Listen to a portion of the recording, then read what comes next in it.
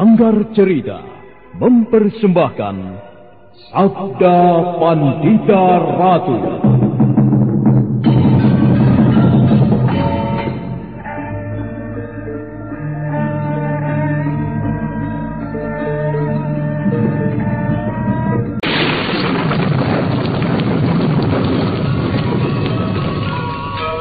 Sabda Pandita Ratu.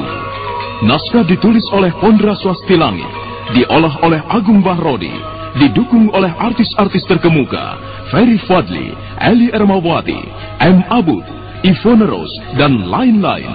Teknik dan montase Ibing Arifin dengan sutradara Dian Pertiwi.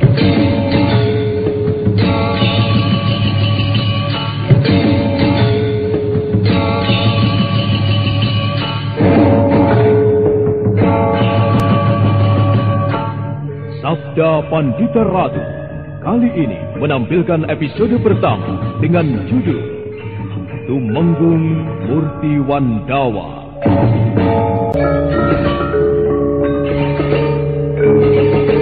Perjumpaannya dengan seorang wanita tua yang dikenal dengan panggilan Nyai Tumenggung Murti Wandawa membuat hati Kameswara menjadi serba salah. Pengakuan wanita tua itu bahwa dia adalah anak kandungnya yang berpisah karena salah pengertian dari suaminya menjadikan Kameswara gusar bukan kepalang. Dia tidak dapat menerima kenyataan bahwa Tumenggung Murti Wandawa adalah ayah yang menjadikan lantaran dia lahir ke dunia.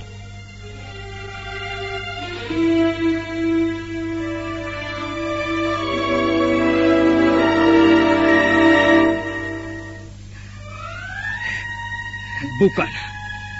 Tumenggung Murti Wandawa bukan ayahku. Ayahku tidak berperilaku buruk. Ayahku bukan pemberas. Bukan. Kau juga jangan mengaku-ngaku ibu kepadaku.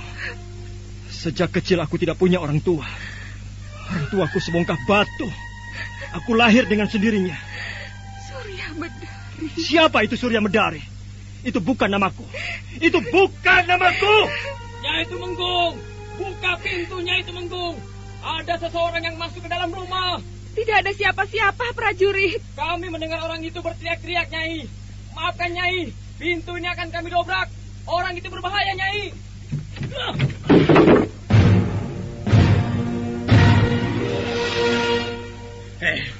Siapa kau anak muda? Berani lancang masuk rumah Tamenggungan. Jangan kurang ajar, prajurit.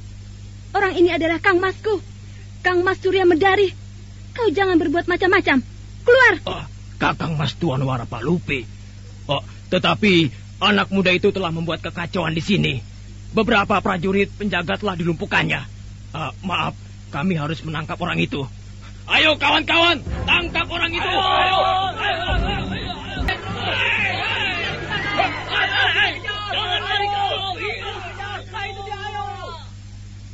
Dengan kepandaiannya berlari cepat, Kameswara dengan membopong Warapalupi berhasil meninggalkan jauh prajurit-prajurit itu.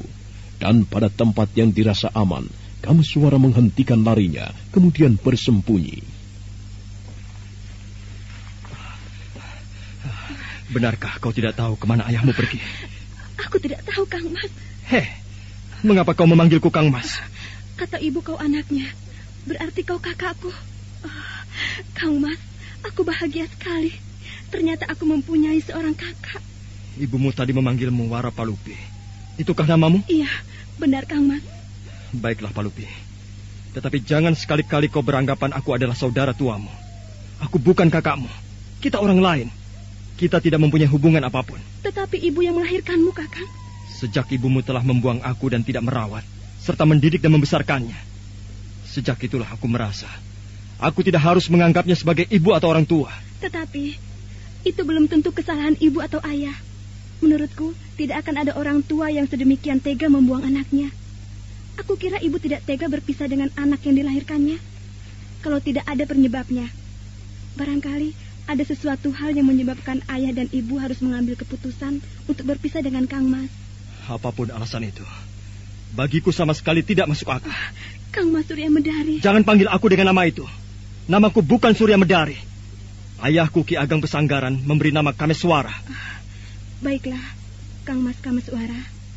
Marilah Kang Mas, kita kembali ke rumah. Ayah pasti akan gembira sekali berjumpa dengan Kang Mas. Ibu juga sudah sangat rindu dengan Kang Mas. Tentunya ibu akan sangat bahagia. Aku pun bahagia sekali. Mari Kang Mas. Kang Mas. Tidak, aku tidak berminat. Kang Mas, apakah Kang Mas mendendam juga kepadaku? Warapalupi, aku tidak dendam kepadamu. Aku merasa senang ternyata mempunyai seorang adik secantik kau. Akan tetapi, marilah kita hapus dan kita kembalikan pada awalnya. Kita bukan saudara, kita orang lain. Kau seorang anak Tumenggung, sedangkan aku pemuda desa dari Pesanggaran. Tidak, Kang Mas. Marilah kita kembali ke Temanggungan. Semua prajurit dan para abdi pasti bakal menghormatimu, Kang Mas. Nampaknya memang semua prajurit dan para abdi menghormatimu, Warapalupi. Tetapi semua itu aku tidak berminat. Aku anak yang dibuang. Tidak cukup besar derajatku untuk berada di rumah yang sedemikian besar dan agung itu. Sama sekali tidak sesuai dengan kehidupanku yang tidak pernah lepas dari cangkul dan sabit beserta segala kehidupan orang kecil. Aku hanya berbakat menjadi rakyat jelata dan tidak berbakat menjadi anak seorang Tumenggung. Tidak, Kang Mas. Kang Mas akan dengan mudah menyesuaikan diri. Tidak ada gunanya kau merayuku untuk kembali ke rumah Ketemenggungan itu. Palupi, kembalilah. Dan terima kasih untuk kebaikanmu menemani aku di sini. Meski aku mengajakmu dengan cara yang kasar. Tidak, Kang Mas. Kang Mas harus kembali bersamaku. Kang Mas telah pulang. Kang Mas jangan pergi lagi. Dan dengan sepenuh hati, Warapalupi mendekap tubuh kakaknya. Ada rasa bahagia yang berdesir di dada Kameswara dikala dia menyadari dia mempunyai seorang adik perempuan. Ada sepercik keharuan mengalir di kerongkongannya. Pemuda itu mengeraskan hatinya. Diciumnya kening Warapalupi, dan beberapa saat kemudian dilepaskannya pelukan itu. Warapalupi, aku tidak menyalahkanmu. Tetapi aku juga tidak mungkin menipu diriku. Ada sesuatu yang menyakitkan. Kembalilah dan berbahagialah sebagai anak seorang Temenggung. Lupakanlah aku. Oh, Kang Mas, jangan pergi, Kang Mas. Selamat tinggal, Warapalupi. Kang Mas. Didorong oleh kekhawatiran akan ditinggalkan pergi, kemudian kehilangan kakaknya, gadis itu segera menubruk kakaknya dan kemudian didekapnya erat-erat. Rasanya tidak ingin dia melepaskan dekapan itu. Lepaskan tanganmu, Palupi. Tidak, Kang Mas. Jangan pergi. Marilah kita kembali. Rumah itu adalah rumah Kang Mas pula. Aku tidak bisa, Warapalupi. Lepaskan tanganku. Kang Mas, tidak. Lepaskan. Tidak. Tidak, Kang Mas. Warapalupi, lepaskan aku. Prajurit-prajurit itu akan menjumpai kita di sini. Tidak, Kang Mas. Kang Mas jangan pergi. Aku jamin prajurit-prajurit itu tidak akan menangkap Kang Mas. Beberapa ekor kuda yang ditunggangi para prajurit penjaga Ketumenggungan Murtiwandawa yang melacak tamu tak diundang itu akhirnya berhasil menemukan mereka. Kameswara berusaha melepaskan diri, tetapi Warapalupi memeluknya semakin erat. Ingin sekali Kameswara melepas pelukan itu dengan paksa, tetapi pemuda itu merasa tidak tega. Itu dia buronan kita. Ayo teman-teman, tangkap!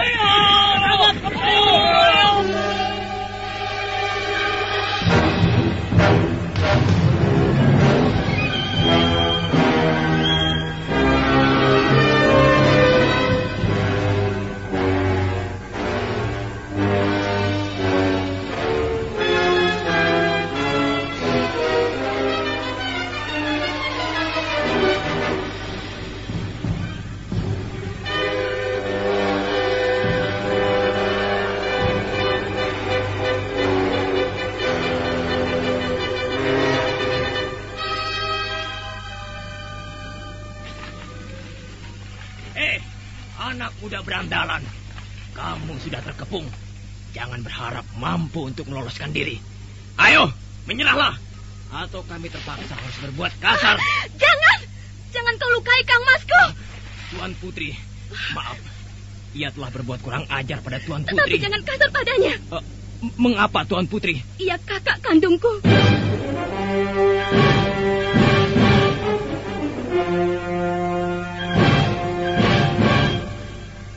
Maaf, Tuan Putri. Tolong diulangi lagi. Apakah tidak salah pendengaranku ini? Iya. Kang Mas Surya Mendari, putra pertama Tumenggung Murti Wandawa. Jangan berbuat kasar kepadanya.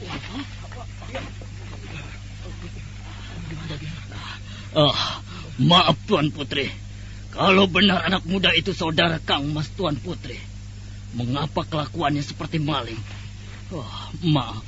Maksudku, ia telah masuk ke Tamenggungan dengan cara yang tidak wajar. Beberapa prajurit dibuatnya tidak berdaya sampai pingsan. Tuan Putri. Dan kemudian membawa pergi Tuan Putri dengan paksa. Apapun yang telah dilakukannya, kalian jangan bertindak gegabah kepadanya. Kalau tidak, ayah akan marah kepada kalian semua. Marilah Kang Mas, kita kembali ke rumah. Aku akan bicara dengan pimpinan prajurit itu. Lepaskan tanganku, Warapalupi. Tetapi Kang Mas harus pulang bersamaku.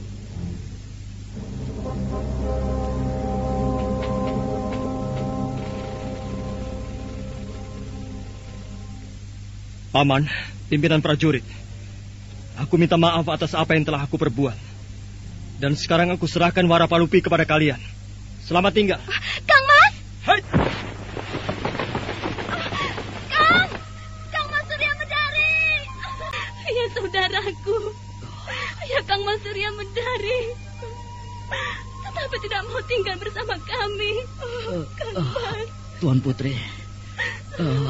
Benarkah ia saudara Tuan Putri? Iya saudaraku. Putra pertama ayah ibuku. Bertahun-tahun saya mengabdi di Ketemenggungan. Tidak pernah tahu kalau Gusti Temenggung mempunyai putra lelaki. Ia berkemampuan olah kanuragan yang sangat luar biasa. Maaf Tuan Putri. Marilah kita kembali. Jangan berlama-lama berada di sini. Udara tidak baik untuk Tuan Putri. Lagi pula, Ibunda Tuan Putri pasti gelisah menunggu. Mari, Tuan Putri. Dia memandangi terus ke arah di mana Kamaswara pergi, seakan-akan berharap pemuda itu akan berbalik kembali. Akhirnya dengan dikawal para prajurit, Warapalupi kembali ke rumahnya. Sementara itu dari tempat yang agak jauh, Kamaswara memperhatikan rombongan itu dengan perasaan yang amat duka.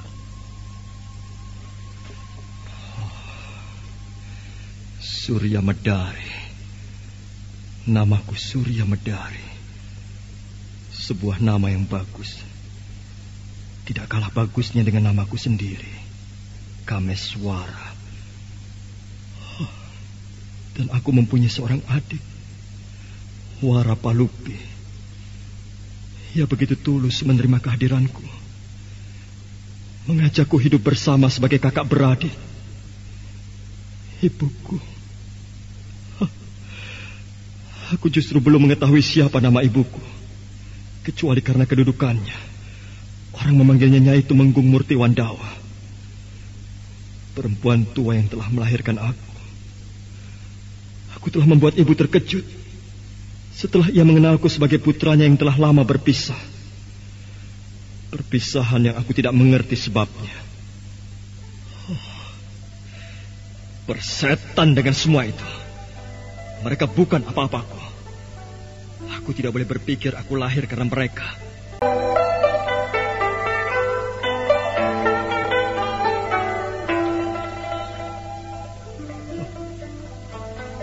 Sekarang aku telah mendapat gambaran.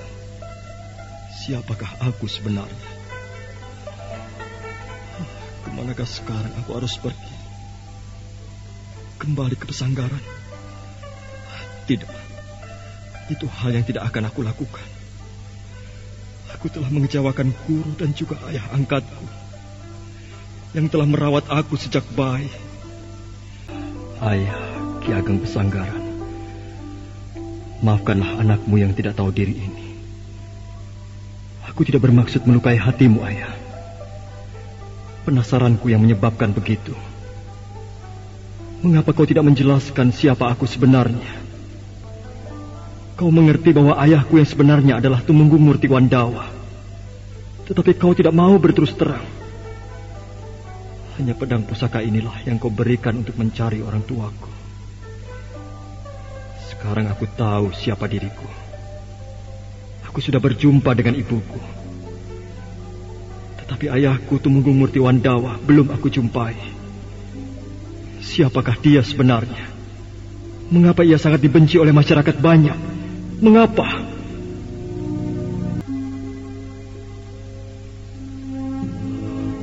Rahastri Kandi, sedang apakah kau sekarang? Sedang tidur? Atau sedang duduk melamun? Cintamu kepadaku sangat suci. Kau terjang semua dinding yang membatasi kita. Dinding aku sebagai pamanmu. Dinding kau telah dijodohkan oleh orang tuamu. Rahastri Kandi, mungkinkah kita akan berjumpa lagi?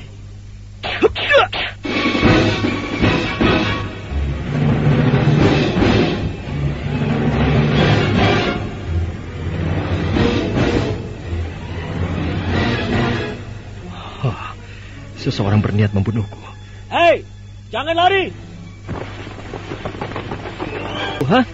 Aku akan membunuhmu karena kau putra Tumenggung Murti Wandawa. Dan itulah kesalahanmu. Apa pamrihmu dengan membunuhku? Sudah jelas, karena kau putranya. Kurang ajar. Pengecut! Jangan lari kau!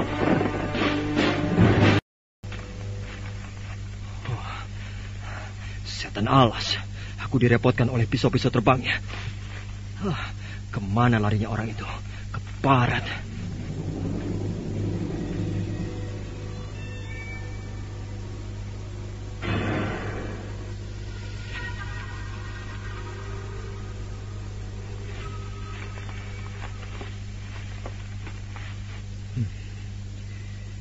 Inilah gambaran orang tuaku yang sebenarnya. Banyak dimusuhi oleh orang banyak karena sikapnya yang tidak terpuji. Aku jadi penasaran. Kelompok macam apa sebenarnya mereka? Bodoh sekali aku. Orang itu pasti mempunyai hubungan dengan Paman Hariwungkal. Sebaiknya aku cari orang itu di sekitar sini. Kata-katamu benar, Adi Hariwungkal. Orang itu benar putra Tumenggung Murti Wandawa yang nampaknya tidak senang dengan sikap ayahnya. Dan kemampuan olah kanuragannya cukup tinggi. Aku pikir dengan membunuhnya akan mengurangi jumlah lawan yang bakal kita hadapi. Akan tetapi ia benar-benar memiliki ilmu. Ia mampu melepaskan diri dari sambaran pisau-pisau terbangku. Apakah Ki Lurah merasa yakin ia putra Tumenggung Murti Wandawa? Benar. Aku mendengarkan pembicaraannya dengan adiknya yang bernama Wara Palupi, putri bungsu Tumenggung Murti Wandawa. Yang menarik perhatianku, nampaknya ia tidak senang dengan sikap orang tuanya. Kira-kira mengapa, Ki Lurah? Jelasnya aku kurang mengerti. Tetapi dari pembicaraannya dengan adiknya, anak muda itu merasa anak yang terbuang. Orang tuanya sejak kecil tidak memperdulikannya. Sebabnya aku kurang jelas. Andai kata kita bisa memanfaatkannya. Maksudmu? Iya, jika ia mau bergabung di pihak kita. Itu bisa berbahaya, Adi Hariwungkal. Kita belum mengetahui latar belakang kehidupannya. Bagaimana sikapnya terhadap pemerintah. Siapa dia dan bagaimana perasaan dan warna hatinya. Bagaimanapun hubungan orang tua dan anak mesti retak karena suatu hal. Namun jika salah satu melihat yang lain mengalami nasib buruk, maka mereka akan saling membela dan melindungi. Rupanya kau berada di sini, Paman.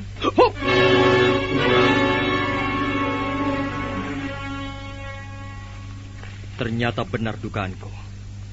Orang yang berbuat licik itu pasti berhubungan dengan Paman Hariwungkal. Paman, aku merasa tidak mempunyai urusan dengan Paman.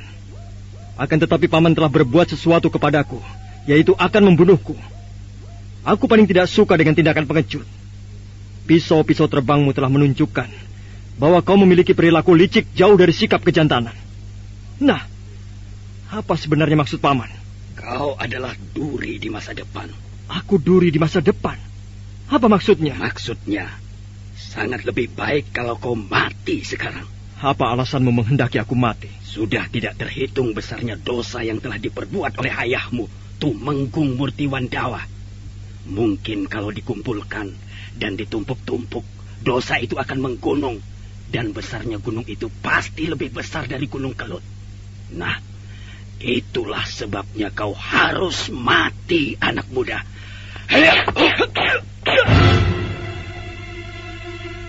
Kemudian orang yang bernama Rangsang dengan sigapnya mengambil beberapa bilah pisau kecil yang tersimpan dalam lipatan sabuk pinggangnya. Kemudian pisau itu dilemparkannya ke arah Kameswara yang berdiri di hadapannya. Pemuda itu terkejut, tetapi dengan kecepatan yang sangat luar biasa, pemuda itu melompat ke atas dan berjungkir balik di udara untuk menghindari serangan beruntun itu. Hah, begitukah cara paman membunuh orang? Wah, kemampuanmu tinggi juga, anak muda. Tetapi aku Rangsang, si pisau terbang tidak akan berhenti sebelum tubuhmu penuh dengan tusukan pisau-pisauku. Dan aku tidak bakal kehabisan pisau. Terimalah ini. Yang bernama Rangsang melemparkan pisau terbangnya tanpa habis-habisnya. Tangan kanan dan kirinya berulang-ulang melemparkan pisaunya. Sepasang demi sepasang pisau-pisau melesat ke arah Kameswara yang berjumpalitan bagaikan dipermainkan. Namun beberapa saat kemudian... Oh, mengapa anak muda ini menjadi 3 orang? Benarkah ini? Hah? Benarkah ini? Tidak salahkah penglihatanku? Aryo Wungkal dari tadi hanya menonton saja, terpaku takjub melihat kejadian itu. Seolah dia tidak percaya, meski dia berusaha mengucek-ngucek matanya. Namun Kameswara tetap saja berjumlah 3 orang. Sedangkan orang yang bernama Rangsang menjadi kebingungan. Serangannya terhenti karena ketiga tubuh anak muda itu telah mengepungnya. Sebenarnya lah, Kameswara tengah mengeterapkan ajian Kakang Barep Adi Bungsu. Sebuah ajian yang ia pelajari di dalam goa di tepian pantai pesisir Paralingga.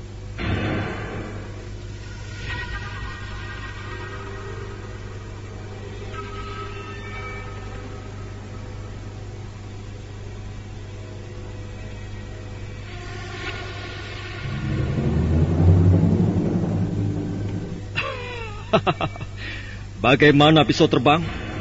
Apakah kau tetap beranggapan tidak akan ada seorang pun yang bisa lolos dari pisau-pisaumu itu? Lecek! Kau menggunakan ilmu sihir. Bisa-bisanya paman menuduh aku licik. Padahal paman sendirilah yang telah melakukan perbuatan licik. Paman telah mengobrol pisau tumpuk. Lihat, ada beberapa buah yang berhasil aku tangkap. Setan alas! Kaulah setan alas itu, paman. Menyerahlah. Aku dilahirkan untuk pantang menyerah, anak muda. Walaupun nampak seperti kebingungan, orang yang bernama Rangsang tetap berdiri dan memutar otaknya. Berpikir keras. Ketika perwujudan Kameswara terus bergerak mengitarinya dan semakin membuatnya bingung. Dan beberapa saat kemudian, orang itu melakukan sebuah gerakan.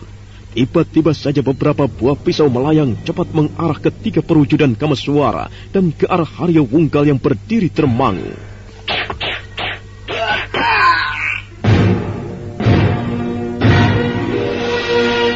Keparat kau, Rangsang. Kau tega membunuh temanmu sendiri. Edan kau, Rangsang.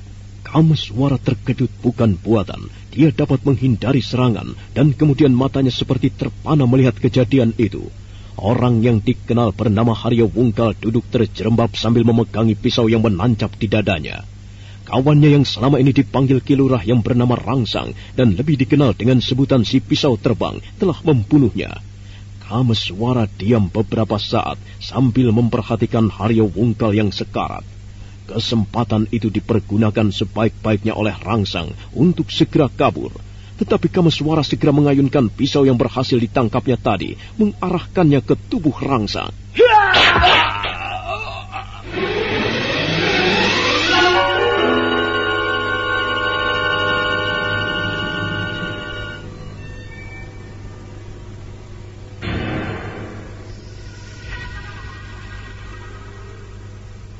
Pisau itu mengenai pundak Rangsang, tetapi orang itu tidak memperdulikannya. Sambil menahan rasa sakit, dia terus melesat, kabur, dan kemudian hilang di kegelapan malam. Kameswara tidak mengejarnya, dan dengan tergesa-gesa, dia mendekati tubuh Haryawungkal. Paman Haryawungkal, apa yang terjadi dengan Paman? Mengapa ia membunuhmu, Paman? Katakanlah. Aku tidak menyangka ia akan tega melakukannya padaku. Itulah. Mengapa, Paman? Mengapa ia tega melakukan itu kepada Paman? Kameswara, ia bermaksud menghilangkan jejak. Menghilangkan jejak? Apa maksudnya? Pergilah.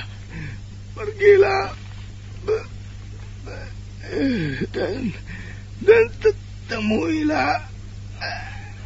Temui siapa, Paman?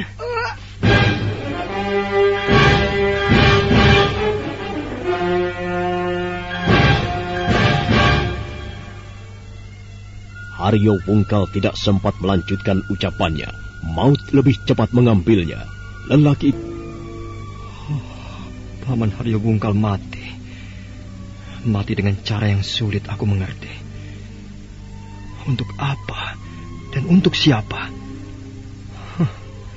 Di sini aku melihat beberapa kejadian yang tidak terjangkau oleh pikiranku.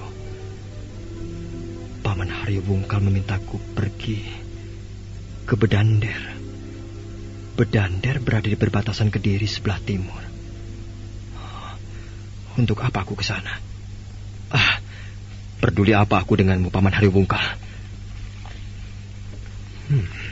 Ada orang mendekat ke sini. Siapakah orang itu? Nampaknya ia sengaja datang kemari. Kameswara segera meletakkan mayat Haryawungkal. Matanya tertuju kepada orang yang melangkah dengan tenang mendatanginya. Tiba-tiba Kameswara terperanjat. Paman Biku Dewa Hastu. Benar, Kameswara. Aku tidak menyangka. Ternyata Paman juga berada di kota raja. Iya. Mulanya Paman bermaksud membayangi perjalanan kalian berdua. Paman khawatir dengan Pinaka. Tetapi Paman jadi bingung karena kalian berpencar. Rupanya kalian memilih mengambil jalan sendiri-sendiri. Itu kehendak Pinaka, Paman. Iya. Apakah urusanmu di kota raja ini ada yang belum terselesaikan? Tidak, Paman. Kalau begitu, sekarang pergilah ke Padang Karautan. Ada seseorang yang harus kau tolong di sana. Paman telah berusaha menolong gadis yang dibawa gerombolan itu. Namun mereka menyandranya, menyebabkan Paman tidak bisa berbuat apa-apa. Sedangkan Paman harus segera membayangi Pinaka. Kau punya cukup waktu kan? Cobalah cari kesempatan untuk membebaskannya. Seorang gadis? Iya. Siapa, Paman? Gadis dari lereng Gunung Lawu. Paman mengetahui siapa namanya? Sayang sekali tidak, Kameswara. Dalam perjalanan membayangi Pinaka Swasti Ratu menuju Pandaringan, Paman berpapasan dengan rombongan yang menawan seorang gadis. Di antaranya yang mungkin kau kenal, dia bernama Paraji Gading. Paman Paraji Gading? Iya, Paraji Gading. Baiklah, Paman. Saya akan ke Padang Karautan. Mudah-mudahan tidak terjadi sesuatu yang buruk pada gadis itu. Iya. Berangkatlah. Jangan kau tunda. Biarlah mayat ini Paman yang mengurusnya. Maaf, Paman. Apakah Paman tahu apa yang terjadi di tempat ini? Semua sepak terjangmu kuikuti, Kameswara. Sikapmu yang aneh pada ibumu, pada adikmu, aku tahu semua. Tetapi aku tidak bermaksud mempersoalkan hal itu. Sekarang yang perlu kau lakukan adalah menolong gadis di padang karautan itu. Sementara semua peristiwa yang bakal terjadi di kota Raja Kediri, biarlah terjadi. Orang itu memintaku untuk pergi ke Bedandar. Aku yang mewakilimu. Cepat berangkatlah. Kudamu telah kubawakan. Kuikat di sebelah timur sana.